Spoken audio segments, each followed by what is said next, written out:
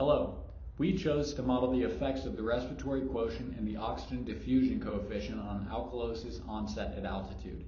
We will be discussing our model of the body's reaction to an increase in elevation, such as what would occur during a long uphill hike. But first, a brief introduction. Respiratory alkalosis is a condition that occurs when the blood pH levels rise to an increase in expulsion of carbon dioxide, brought by extensive breathing. CO2 is an acidic molecule, so losing too much will increase the pH of blood and can cause the body's processes to become disrupted and even completely stop. Our objective was to model the increase of blood pH as a function of altitude and determine the point at which the person may begin exhibiting symptoms of respiratory alkalosis. The key components include atmospheric pressure changes with altitude, partial pressures of O2 and CO2 in ambient air, and the Henderson-Hasselbalch equation, which models pH.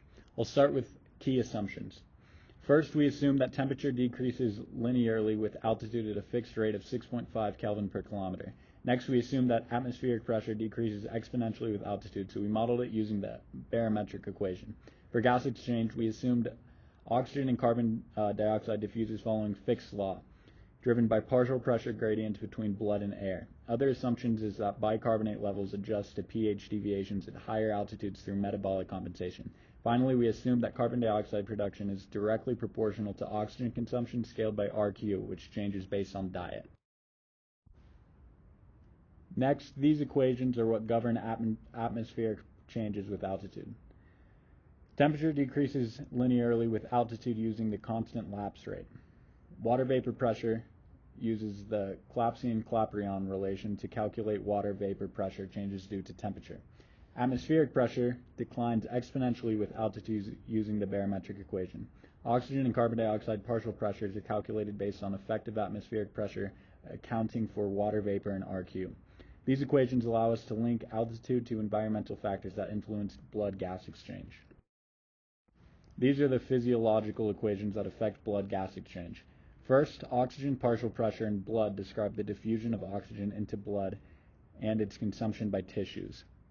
Carbon dioxide partial pressures in blood tracks the CO2 production and diffusion out of the blood. For pH, we use the Henderson-Hasselbalch equation to model pH regulation, and the equation for bicarbonate adjustments accounts for metabolic compensation, adjusting bicarbonate levels to buffer pH changes. These equations form the coupled ODEs we solved to simulate altitude effects on our body. Our final report has a more detailed explanation of these equations and other equations for our model.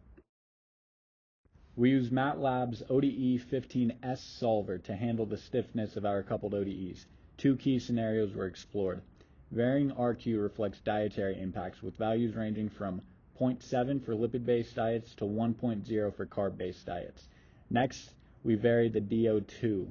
This represents different endurance levels, with values for 0.075 for low endurance and 0.125 for high endurance. This approach allowed us to study how both diet and endurance influence altitude-induced changes. Our methods incorporated several core concepts for process simulation. First, we used coupled ODEs. These were used to solve mass balances and reaction rates. Next, Reynolds' transport theorem provided the framework for modeling gas exchange. Also, we applied a numerical solver like MATLAB's ODE 15S, which addresses the stiffness. This is a concept covered extensively in class. These concepts allowed us to build a robust and accurate model of altitude physiology. Finally, we discussed some alternative approaches. First, we included ventilation and oxygen saturation ODEs. However, they were removed due to their complexity. Next, we could have simplified to steady-state equations, which would have reduced complexity but would have failed to capture dynamic phenomenon. Also, we could have used finite difference methods. These are useful for spatial analysis, but they are computationally extensive and less accurate for our systems. Our final approach balances complexity and accuracy, focusing on dynamic processes relevant to altitude physiology. Here we can see the effect of varying the respiratory quotient, which is associated with select common diets, on various dependent variables.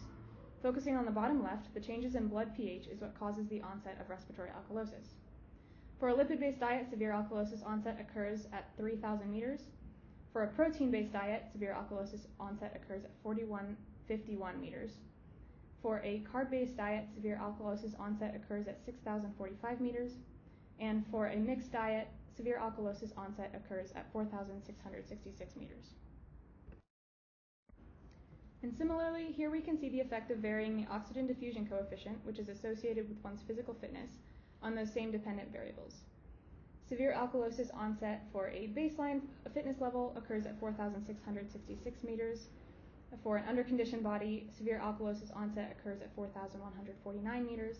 And for an overconditioned body, severe alkalosis onset occurs at 5,177 meters. Our model's strength is that it matches key trends of actual data. There's some error in all the graphs centered around lower altitudes, but we think that these errors may arise from simplifications in some of the metabolic and respiratory processes. Overall, our model suggests that with a rise in altitude, the partial pressures of oxygen and carbon dioxide in the blood will decrease steadily. It also proposes that the blood pH will rise drastically and the concentration of bicarbonate in the blood will remain about unchanged. The baseline results we saw showed that severe respiratory alkalosis occurs at 4,666 meters.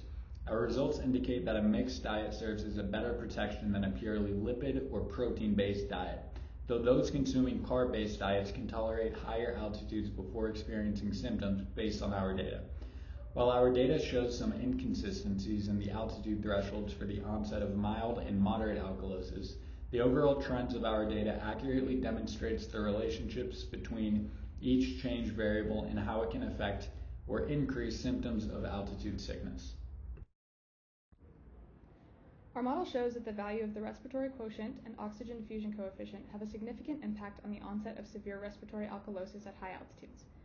In incorporating different physiological and lifestyle factors such as different diets and different endurance levels, we were able to see how one might respond to an increase in altitude, such as when completing a long hike. Overall, our model seems to accurately describe the effects of altitude on the onset of respiratory alkalosis and generally demonstrates how variation in respiratory quotient and oxygen diffusion coefficient can affect those results. Finally, here is a list of the resources we used to find initial values, create our model, and explain our results. Thanks for watching.